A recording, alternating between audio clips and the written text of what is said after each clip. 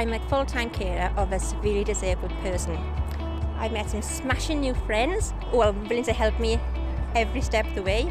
In fact, telling me which way to go and which not way to go and so forth and that. But I really enjoy it because this now is me time. It's my time only.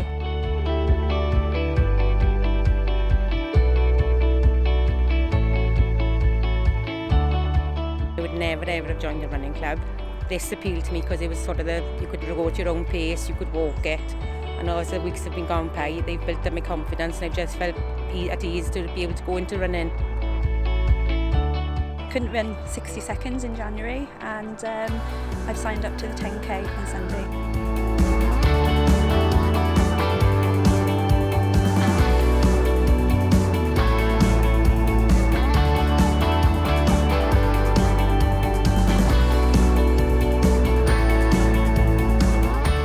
I was coming back from injury. I thought I'd come along and help out. It's nice seeing everybody coming along, improving from not being in a running, from a running background to doing 5k.